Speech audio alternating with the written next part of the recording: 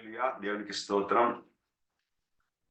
తండ్రి అయిన దేవునికి, మన ప్రభు అయిన యేసు క్రీస్తుకు, ఆదరణకర్త అయిన పరిశుద్ధాత్మ దేవునికి నిత్యము స్తుతి స్తోత్రములు, ఘనత, మహిమ, ప్రభావములు తరతరములు సదాకాలము కృతజ్ఞతాపూర్వకముగా మన వలన సంఘము ద్వారా కలుగునుగాక. ఆమేన్. పరలోకమందున్న మా యొక్క తండ్రి, నీ నామం పరిశుద్ధపరచబడునుగాక, నీ రాజ్యం వచ్చునుగాక, నీ చిత్తం పరలోకమందు నెరవేరుచున్నట్లు భూమి యందును మా యందును నెరవేరునుగాక. మా అనుదిన ఆహారం నేడు మాకు దయచేయము. మా ఎడల అపరాధములు చేసిన వారిని మేము క్షమించి ఉన్న ప్రకారం మా అపరాధములను మీరు క్షమించుము.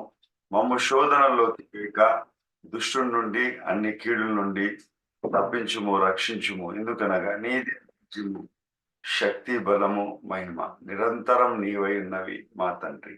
ఆమేన్.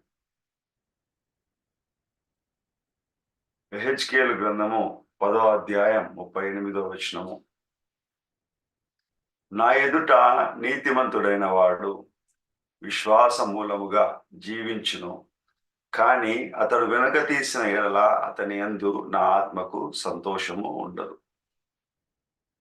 మరి ఎట్టివారైనా సరే ఆయన సింహాసనం ఎదుట ఉన్నప్పుడు మరి చక్కగా ఆయన వాక్య ప్రకారము ఆయన ఆత్మను అనుసరించి పరలోకములో ఉండుట మనము యెహెజ్కేలు దర్శనం ద్వారా చూస్తున్నాం.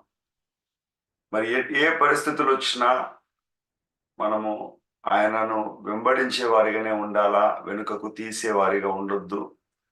వెనుకకు తీసేవారి ఎడల దేవుని ఆత్మకు సంతోషము లేదు అని దేవుని వాక్యం తెలియజేస్తుంది. మరి దేవుని కృపను బట్టి మనం ఆయనను నిత్యము వెంబడిస్తూ ముందుకు వెళ్ళే వారిగానే ఉండాలి, కానీ ఆగిపోయేవారిగా కూడా ఉండొద్దు. ఆత్మను ఆర్పివేసేవారిగా కూడా మనము ఉండొద్దు. ఆయన ఆత్మను గౌరవిస్తూ మరి ఆయన ఆత్మ ఎటు వెళ్తే అటు ఈ 4 జీవులు చక్కగా అటు ఇటు తిరగక చక్కగా ఆత్మ ఏ వైపుకు వెళ్తుంటే ఆ వైపుకే వెంబడిస్తూ ఉన్నారు. మరి ఎవరైతే దేవుని ఆత్మను వెంబడించే వారిగా ఉంటారో వారి వారి జీవితాల్లో, వారి సంఘాల్లో దేవుని కృప మెండుగా కుమరించబడుతుంది. 39వ వచనము.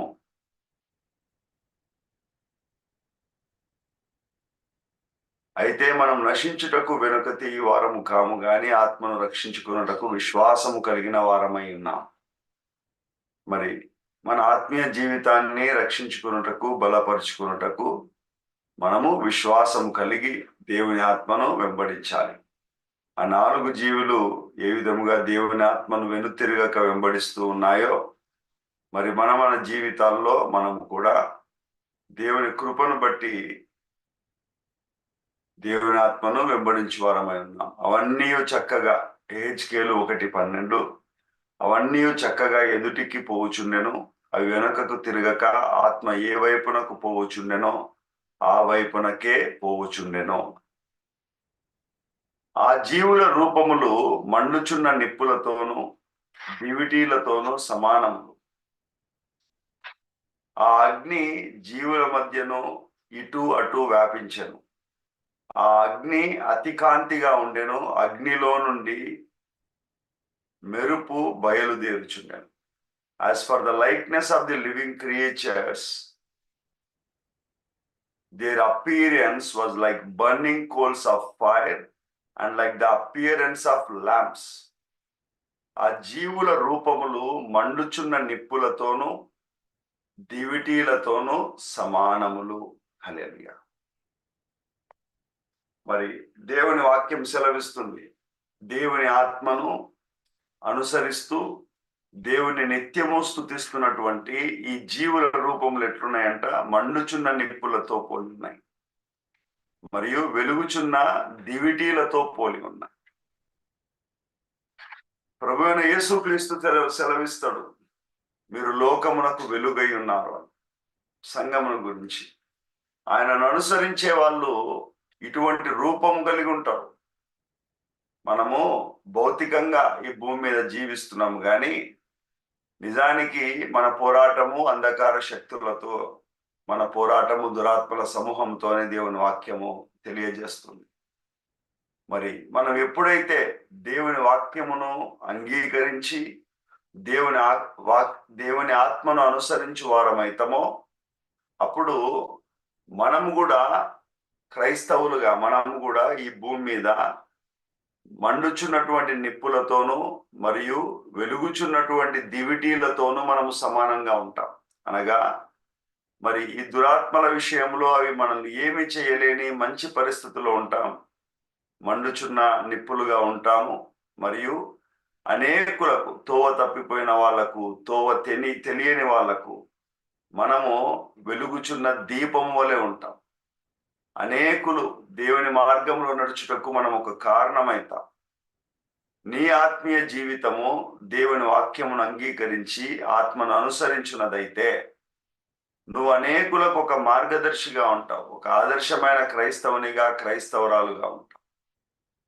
దేవుని కృపను బట్టి ఏ దుష్ట శక్తులు నిన్ను ఏమి చేయలేని ఒక మండుచున్న ఒక అగ్ని కణముగా నువ్వు ఉంటావు. దేవుని కృపను బట్టి మనమందరము క్రైస్తవులుగా ఉంటున్న వాళ్ళము, అనుదినము ఆయన సేవలో పాలు పంచుకుంటున్న మనము, అవునా, ఎట్టి పరిస్థితుల్లో దేవుని ఆత్మను విడిచి మనం వెళ్ళొద్దు.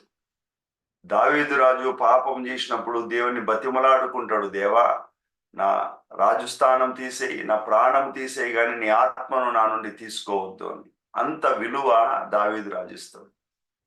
అవునా, మరి ఆకాశంలో కూడా అన్ని జీవులు దేవుని ఆత్మను వెంబడించడంలో అంత విలువ ఇస్తాయి.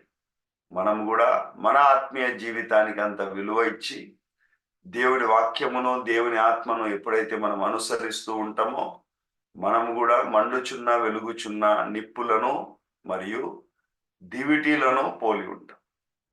మరి మనం ఎప్పుడైతే ఒక వెలుగు దీపముగా తయారైతామో దేవుని ఆత్మను అనుసరిస్తూ, మన కుటుంబ సభ్యులకైతే ఏమి, మన సంఘంలో ఉండే సహోదరులకైతే ఏమి, లోకంలో ఉన్న మనుషులకైతే ఏమి, అనేకులకు దారి చూపించు వారిగా ఉంటాం. దేవుణ్ణి ఎట్లా సేవించాలా, దేవుణ్ణి ఎట్లా గనపరచాలా, దేవుణ్ణి ఎట్లా కొనియాడాలా, దేవుణ్ణి ఎట్లా పూజించాలా, దేవుణ్ణి ఎట్లా సెలబ్రేట్ చేసుకోవాలా అనే విషయాలు అనేకులకు మనం నేర్పించు వారిగా, ఆత్మీయులుగా మనం స్థిరపడాలి. అటువంటి క్రైస్తవ జీవితాన్ని దేవుడు ఆత్మను, వాక్యమును అనుసరించడం ద్వారా మనకు దయచేస్తున్నాం. ఆ అగ్ని జీవుల మధ్యను ఇటు అటు వ్యాపించెను. హల్లెలూయా. ఆ అగ్ని అనగా మండుచున్నటువంటి మన దేవుడు దహించు అగ్ని అయి ఉన్నాడని దేవుని వాక్యం సెలవిస్తుంది. నా మాట అగ్ని వంటిది కాదా అని దేవుని వాక్యం సెలవిస్తుంది. అవునా, మరి ఆ అగ్ని ఎట్లా ఉందంట, ఆ 4 జీవుల మధ్య అటు ఇటుగా, అంటే వారి చుట్టూ ఆవరించింది. వారిని ఏ శక్తి తాకలేని విధంగా వారి చుట్టూ ఆ అగ్ని ఆవరించి ఉంది. సో దేవుని కృపను బట్టి ఎవరైతే దేవుని వాక్యమును, దేవుని ఆత్మను అనుసరించి వారిగా ఉన్నారో వారిని ఏ చీకటి ఏమి చేయలేదు. వారి చుట్టూ దేవుని అగ్ని ఆవరించి ఉంటది. వారిని ఎవ్వరూ తాకలేని పరిస్థితి ఉంటుంది. వారు లోక సంబంధమైన ఏ అబద్ధానికి లోబడరు. ఏ చీకటి శక్తులు, ఏ అంధకార శక్తులు వారిని ఏమీ చేయలేవు. నువ్వు నేను కూడా ఈ స్థితిలోకి రావాలా. ఏ అబద్ధాలు, అవునా, లోక సంబంధమైన ఆకర్షణలు, శోధనలు, అవునా, మరి వాటి ప్రభావము మనల్ని ఏమి చేయకూడదు అంటే నిత్యము మనము దేవుణ్ణి స్తుతించు వారమై, నిత్యము ఆయనను అనుసరించు వారమైనట్లయితే దేవుని యొక్క అగ్ని మన చుట్టూ ఆవరించి ఉంటది. అవునా, అటు ఇటుగా పోవచ్చుండెను అంటే వేరే ఏ దానికి కూడా వాటి మధ్యలోకి రావడానికి ఆస్కారం ఉండదు. అవునా, దేవుడే వారి మధ్యలో ఐక్యతను తీసుకొని వస్తాడు. ఈ 4 జీవులు ఏం చేస్తున్నాయి, ఒకదాని రెక్కలు ఒకదానితో కలుపుకొని, అవునా, నిత్యము దేవుణ్ణి స్తుతిస్తూ అటు ఇటు తిరగక చక్కగా నడుస్తూ దేవుని ఆత్మను వెంబడిస్తూ వెనుకకు తిరగక ఉన్నాయి. మరి మనము కూడా ఇటువంటి క్రైస్తవ జీవితాన్ని ఎప్పుడైతే కలిగి ఉంటామో మరి మన మధ్యలో అనుబంధాలు కూడా మన మధ్యలో ఉండేటువంటి సంబంధాలు కూడా పవిత్రమైనవిగా, పరిశుద్ధమైనవిగా ఉంటాయి. మరి మనలో ఉండేటువంటి ప్రతి చెడును ఈ అగ్ని కాల్చివేస్తుంది. ఈ అగ్నిలో మనము పవిత్రపడతాము, పరిశుద్ధులుగా తయారైతాము. మనలో ఉండేటువంటి మురికి, కల్మషము, మలినాలు అన్ని కూడా తొలగించబడతాయి. మరి ఒక మట్టిని అగ్ని కాల్చినప్పుడు మరి దానిలో బంగారు ఏ విధంగా స్వచ్ఛమైన బంగారు వచ్చి దాంట్లో ఉన్న మలినాలు వెళ్ళిపోతాయో, దేవుని కృపను బట్టి మరి దేవుని వెంబడిస్తున్న క్రైస్తవులు కూడా ఈ అగ్ని వలన కాల్చబడుతూ, ఈ అగ్ని వలన రక్షించబడుతూ పవిత్రులుగా, పరిశుద్ధులుగా అవుతారు. మరి నిత్యము దేవుని యొక్క అగ్ని మధ్యలో మనం ఉన్నాము. దేవుడు మన మధ్యలో ఉన్నాడు. దేవుడు మన మధ్యలో ఉన్నాడు. మన మధ్యలో అపవాదికి చోటు లేకుండా ఉన్నాడు. ఎప్పుడైతే ఈ అగ్ని మన మధ్యలో ఉంటుందో, ఎప్పుడైతే మనము వాక్యమును అనుసరించు వారిగా, ఆత్మను అనుసరించు వారిగా ఉంటామో, ఆ అగ్ని జీవుల మధ్యను ఇటు అటు వ్యాపించెను. చూడండి, జీవుల మధ్య ఏ జీవులు ఇవి? మనిషి, సింహము, ఎద్దు మరియు పక్షిరాజు. వీటి మధ్యలో ఏముంది? దేవుని అగ్ని వ్యాపించి ఉంది. ఎప్పుడైతే దేవుని అగ్ని వీళ్ళ మధ్యలో వ్యాపించి ఉందో, వీరి మధ్యలో గొడవలు ఉండవు, వీరి మధ్యలో హెచ్చు తగ్గులు ఉండవు, వీరి మధ్యలో ఒకరినొకరు హెచ్చించుకోవడం ఉండదు, ఒకరినొకరు కించపరచడం ఉండదు, ఒకరినొకరు దూషించుకోవడం ఉండదు, మనుషుల మధ్య సంబంధం ఉన్నట్లుగా ఉండదు. దేవుని సన్నిధిలో, దేవుని సముఖమున పరిశుద్ధతను కలిగి వీళ్ళు జీవిస్తారు. మాటలో, క్రియలో, ప్రవర్తనలో సమాధానము, సంతోషం ఉంటుంది. దేవుని ఆత్మను అనుగ్రహించు ఐక్యత వీళ్ళు కలిగి ఉంటారు. దేవుని కృపను బట్టి ఈ స్థితిలోకి మనం రావాలి. మన మధ్యలో దేవుడు దహించు అగ్నిగా ఉండాలి. మన మాటలను, మన ఆలోచనలను, మన క్రియలను, మన ప్రవర్తనను అన్నిటినీ ఆయన దహిస్తూ ఉండాలి. దేవునికి స్తోత్రం. ఎప్పుడు ఈ పరిస్థితుల్లో ఉంటాము అంటే, దేవుని వాక్యమును వింటూ దేవుని ఆత్మను మనం అనుసరించినప్పుడు. అప్పుడు ఈ పరిస్థితుల్లోకి దేవుడు మనల్ని తీసుకొని వస్తాడు. ఆ అగ్ని అతి కాంతిగా ఉండెను, అగ్నిలో నుండి మెరుపు బయలుదేరుచుండెను. ఎప్పుడైతే ఈ అగ్ని మన మధ్యలో ఉంటుందో, మన చుట్టూ వెలుగు ఆవరించి ఉంటుంది. ఎటువంటి వెలుగు అంట? బ్రైట్ లైట్, అతి కాంతి. అవునా? ఏ చీకటికి ఆస్కారం ఉండదు. ఆ వెలుగులో సమస్తమును స్పష్టముగా మనం చూస్తాము. మన కంటికి కనపడనిది ఏది ఉండదు. ప్రతి అబద్ధాన్ని మనం చూడగలము. అవునా? ప్రతి శోధనను మనం చూడగలము, ప్రతి సమస్యను మనం చూడగలము, దానికి ఉన్న మూలాన్ని మనం చూడగలము. దేవుని వెలుగులో జరగబోయేవి కూడా మనం చూడగలం. అటువంటి స్థితిలోకి దేవుడు మనల్ని తీసుకొని వస్తాడు. ఆ అగ్నిలో నుండి ఏమొస్తుందంట? మెరుపు వస్తుందంట. ఈ అగ్ని అతి కాంతిగా ఉండును, మన మీద ప్రకాశించి, మనల్ని వెలిగించి, మనల్ని లోకానికి వెలుగుగా చేస్తుంది. అవునా? మరియు ఆ అగ్నిలో నుండి ఏమొస్తుంది? మెరుపు. ఆ అగ్నిలో నుండి మెరుపు వస్తుందంట. ఆ అగ్ని అతి కాంతిగా ఉండెను, అగ్నిలో నుండి మెరుపు బయలుదేరుచుండెను. హల్లెలూయా. మెరుపు తీగలు కనపడు రీతిగా జీవులు ఇటు అటు తిరుగుచుండెను. దేవునికి స్తోత్రం. And the living creatures ran and returned as the appearance of a flash of lightning.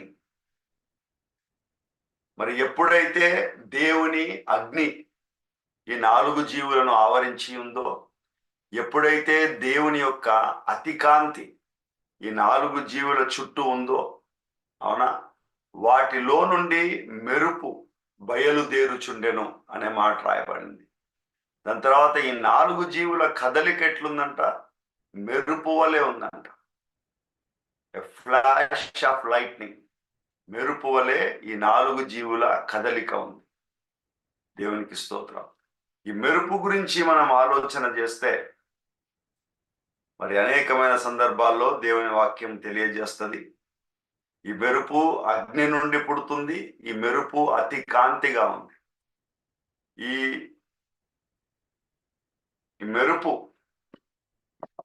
మరి అణుబాంబులు ఉంటాయి కదా, ఈ మెరుపు ఫస్ట్ ఉరుము శబ్దము రాకముందు మెరుపు వస్తుంది. అవునా? ఈ మెరుపును మనం చాలా సార్లు చూస్తాం. ఇవన్నీ దేవుని నుండి వస్తున్నట్లుగా దేవుని వాక్యం చాలా స్పష్టంగా సెలవిస్తారు. ఫస్ట్ లైట్ కనపడుతుంది, దాని తర్వాత కొన్ని సెకండ్స్కి మనము శబ్దం వింటాం.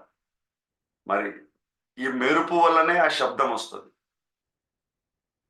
ఒక మెరుపులో ఉండేటువంటి శక్తి ఎంత ఉంటుందంటే, మన భూమి మీద ఉన్న అణుబాంబులన్నీ కలిపితే ఎంత ఉంటుందో దానికంటే కొన్ని రెట్లు ఎక్కువ ఉంటుందంట. ఒక చిన్న మెరుపులో ఉండే శక్తి, అంత గొప్ప శక్తి మెరుపులో నుండి బయలుదేరుతుంది. మనందరికీ తెలుసు, భూమి మీద అణుబాంబులు ప్రపంచాన్ని నాశనం చేయగలవని. అవునా? కానీ మరి ఈ భూమి మీద ఇప్పటికి ఉన్న అన్ని అణుబాంబుల కంటే మెరుపులో ఉండే శక్తి చాలా చాలా ఎక్కువ. అంటే ఈ అణుబాంబులు ప్రపంచాన్ని నాశనం చేయగలవు, కానీ ఇదే అణుబాంబులను మరి మనుషులు ఏం చేయగలుగుతున్నారు అంటే, దేవుని కృపను బట్టి మరి వాటి శక్తిని అనేకమైనటువంటి మంచి పనులకు కూడా వాడుతున్నారు. అంటే అణు శక్తి ద్వారా న్యూక్లియర్ పవర్ని, అంటే కరెంటుని డెవలప్ చేస్తున్నారు. అణుశక్తి ద్వారా అనేకమైనటువంటి మంచి కార్యక్రమాలు కూడా చేస్తున్నారు. అంత శక్తిని మరి మంచి పనులకు కూడా వాడవచ్చు. సో దేవుని కృపను బట్టి దేవుని మెరుపు మరి అణుబాంబుల శక్తి కంటే ఎంతో గొప్పది. ఈ దేవుని మెరుపు, దేవుని అగ్నిలో నుండి వచ్చేటువంటి మెరుపు భూమి మీద అనేకమైన మంచి కార్యములు చేయగలదు. అవునా? ఈ మెరుపు శత్రువులను నశింపజేయగలదు. అనేకమైన సార్లు యుద్ధముల్లో దేవుడు ఉరుములను మెరుపులను కురిపించినప్పుడు శత్రువులు ఓడిపోయినారు, ఇశ్రాయేలీలకు విజయము దక్కింది. మరి ఇదే మెరుపుతో అణుబాంబులతో శత్రువుల మీద దాడి చేయొచ్చు, అణుబాంబులతో తమ దేశానికి మేలు చేసుకోవచ్చు కదా. సో శాస్త్రవేత్తలు దాన్ని రెండు రకాలుగా వాడడానికి ఉపయోగించవచ్చు. దేవుడు కూడా తన మెరుపును శత్రువులను నశింపజేయడానికి వాడినాడు. అనగా మరి తాను మనకిచ్చినటువంటి అగ్నిని, కాంతిని దేవుడు లోకములో ఉన్న అంధకార శక్తుల పతనానికి వాడతాడు, తన శత్రువుల మీద విజయానికి వాడతాడు మన ద్వారా. దేవునికి స్తోత్రం. అదే రీతిగా ఇంకా మెరుపు ఎట్లా వాడబడుతుందంటే, కీర్తనలు 77:18, నీ ఉరుముల ధ్వని సుడిగాలిలో మ్రోగెను, మెరుపులు లోకమును ప్రకాశింపజేసెను, భూమి వణకి కంపించెను. The lightnings lightened the world. Hallelujah. ఆయనలో నుండి బయలుదేరి వచ్చేటువంటి మెరుపు భూమిని ఏం చేస్తుందంట? ప్రకాశింపజేస్తుంది. మరి ఆయనను అనుసరించే మన చుట్టూ అగ్ని ఉంటది, ఆయనను అనుసరించే మనలో నుండి మెరుపు బయలుదేరి వస్తారు, అనగా దేవుని వాక్యం. ఈ వాక్యము లోకములో ఉండేటువంటి అనేకులను ప్రకాశింపజేస్తుంది, అనేకులలో ఉండేటువంటి చీకటిని పారద్రోలుతుంది. మరి ఇదే వెలుగు అపోస్తుల ద్వారా మనము ఆదిమ సంఘములో చూడొచ్చు. మరి ఆయన తన అగ్నిని, అనగా తన శక్తిని, తన వెలుగును, తన వాక్శక్తిని, తన ఆత్మను వారికి అనుగ్రహించినప్పుడు వాళ్ళు భూమి మీద సువార్త ప్రకటించినారు. ఎట్లా ప్రకటించినారు? మెరుపు వలె ప్రకటించినారు. అవునా? ఎంతో వేగముగా దేవుని వాక్యము విస్తరించింది. ఆ 4 జీవులు ఆయన ఎదుట ఎట్లున్నాయంట? వాటి రాకపోకలు మెరుపు వలె ఉన్నాయంట. మరి అపోస్తుల కార్యములు మనం చూసినట్లయితే మెరుపు వలె వాళ్ళు సువార్త ప్రకటించినారు. ఆ సువార్త అనేకులను వెలిగించింది, భూమిని వణికించింది. రాజులు భయపడినారు, వివిధ మత పెద్దలు భయపడినారు. అవునా? వారి సువార్తను బట్టి ప్రపంచమే వణికింది. The shook the world. దేవుని కృపను బట్టి అటువంటి క్రైస్తవులుగా మనం ఉన్నట్లయితే అపోస్తుల వలె మనము కూడా భూమిని వెలిగింప చేయొచ్చు, మనము కూడా భూమిని వణికించవచ్చు. దేవునికి స్తోత్రము. భూమిని వణికించడం అంటే భూకంపం రప్పించడం కాదు. భూమి మీద తిష్ట వేసుకొని కూర్చున్న అనేకమైన అంధకార శక్తులను మనము దేవుని మెరుపు వల్ల పారద్రోడొచ్చు. దేవునికి స్తోత్రం. మరి భూమిని ప్రకాశింపజేస్తుంది దేవుని వెలుగు, దేవుని మెరుపు అంటే అనేకుల చీకటిని పోగొడుతుంది. ఇదే మాట మనకు 97:4 కూడా రాయబడి ఉంటది. ఆయన మెరుపులు లోకమును ప్రకాశింపజేయుచున్నవి, భూమి దాన్ని చూచి కంపించుచున్నది. అపోస్తుల ద్వారా జరిగిన విషయాన్ని కూడా మనం జ్ఞాపకం చేసుకోవచ్చు. మరి ఇర్మియా గ్రంథానికి వెళ్ళినట్లయితే ఇర్మియా గ్రంథము 10వ అధ్యాయము 13వ వచనం చూసినట్లయితే,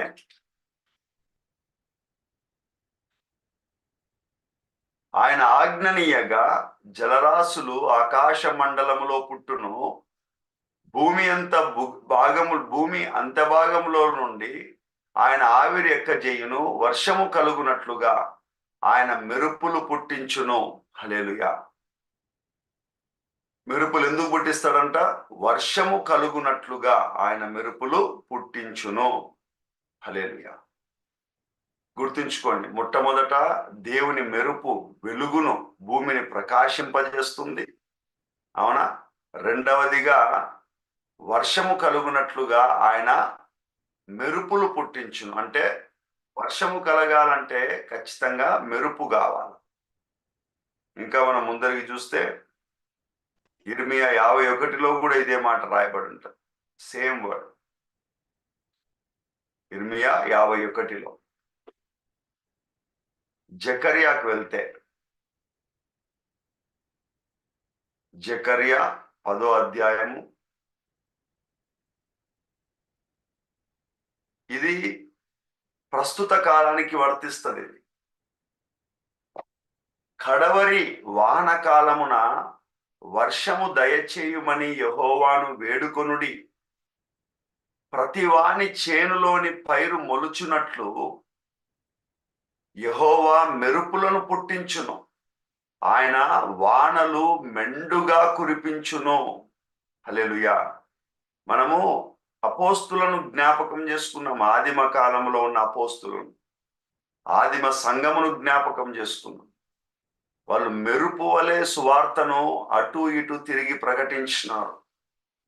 భూ దిగంతముల వరకు వాళ్ళు సువార్తను ప్రకటించినారు. అవునా? దేవుని కృపను బట్టి దేవుడు అడుగుతున్నాడు, మళ్ళా వేడుకొనండి. అవునా? దేవుని మెరుపు వర్షాన్ని కురిపిస్తుంది, వర్షమును పుట్టించును. అవునా? కాబట్టి వేడుకొనండి. కడవరి వానకాలమున వర్షము దయచేయమని యెహోవాను వేడుకొనుడి.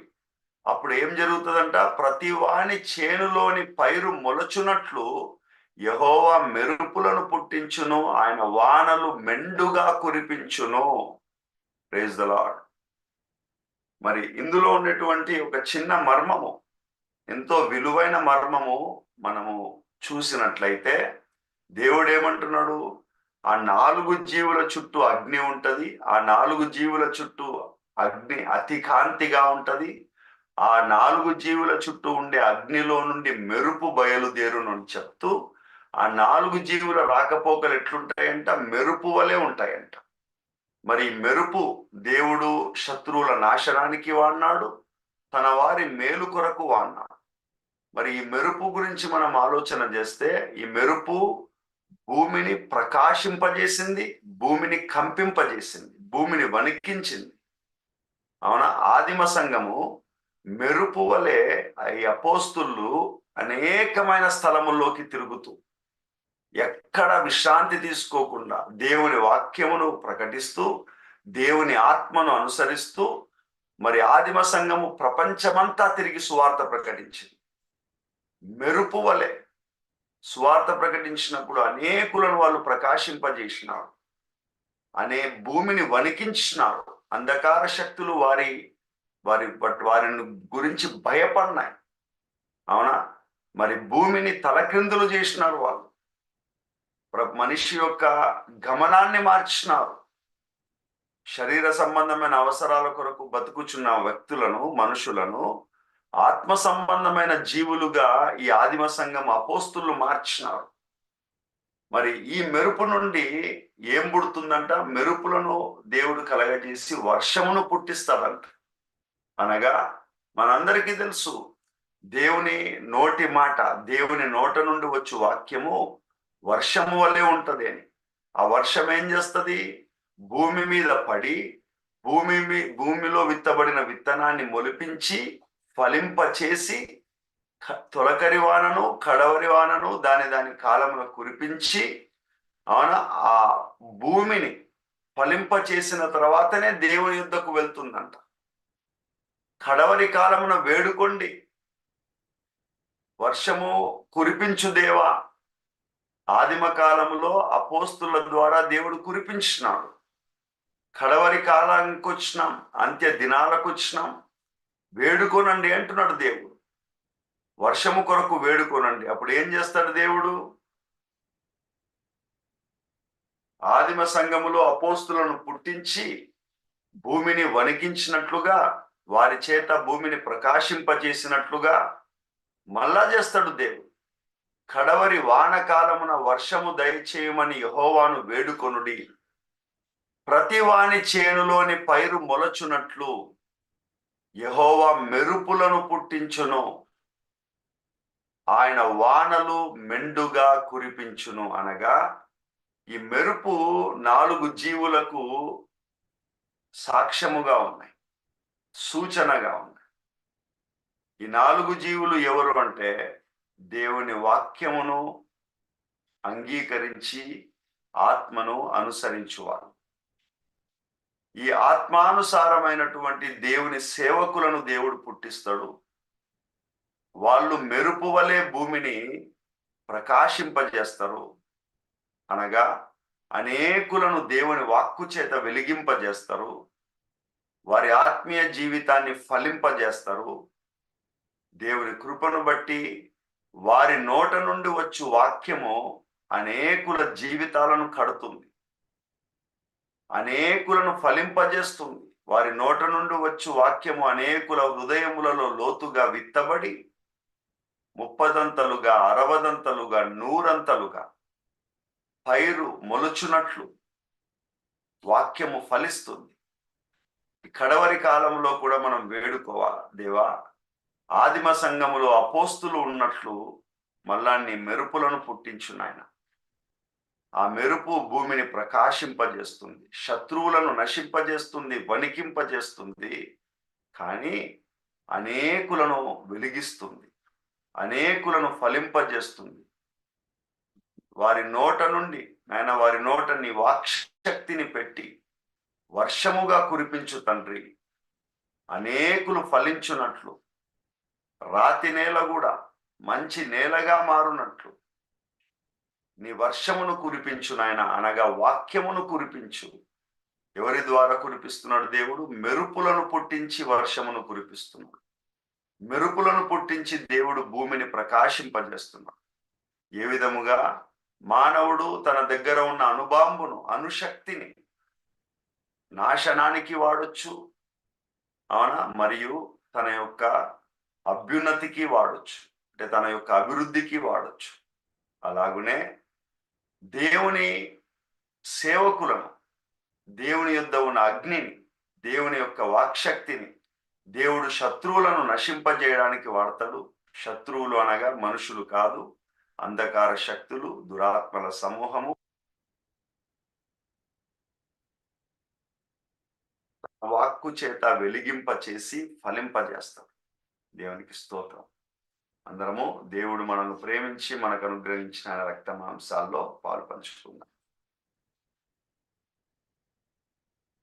తండ్రి అయిన దేవ, మరొకసారి వేడుకొనుచున్నాము తండ్రి.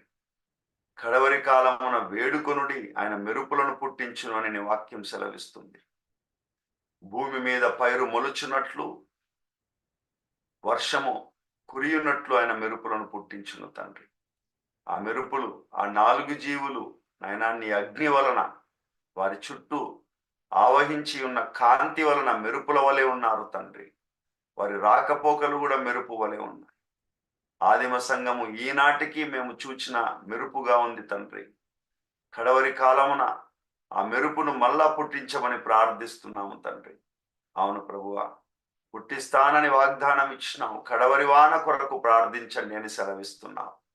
మరొకసారి నాయనా నీ వాక్య వర్షమును భూమి మీద కురిపించండి. నాయనా నీ ఆత్మచేత నీ సేవకులు నింపబడి నీ సత్యవాక్యమును అనేకుల మీద కురిపించినట్లు సహాయము చేయమని. నాయనా అబద్ధాలు కురిపించబడుతున్నాయి, భ్రమలు కురిపించబడుతున్నాయి. తప్పు దోవలో నాయన అనేకులు నడుస్తున్నారు, అబద్ధ ప్రవచనాలు చెప్తున్నారు. వాటన్నిటిని ఆపివేసి నీ సత్యవాక్యమును నాయనా నీ ఆత్మ ద్వారా నీ ఆత్మతో నీ సేవకులను నింపి కురిపించమని యేసుక్రీస్తు నామమున వేడుకుంటూ, మా చేతిలో ఉన్న ఈ రొట్టెను యేసయ్య శరీరముగాను, ఈ పాత్రలోని యేసయ్య రక్తముగాను ప్రభు అయిన యేసుక్రీస్తు నామమున పలికి ప్రార్థించి, రొట్టెను విరుచుట ద్వారా మా ప్రభు పొందిన గాయములను జ్ఞాపకం చేసుకొని, ఆయన చిందించినటువంటి రక్తమును మేము విశ్వసించి మా ప్రభు శరీరము నిజమైన ఆహారంగా తిని,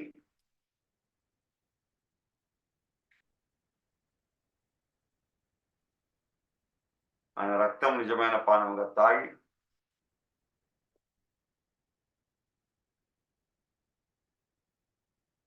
మేము ప్రభువునందు మా ప్రభు మాయందు ఏకముగా ఉన్నాము.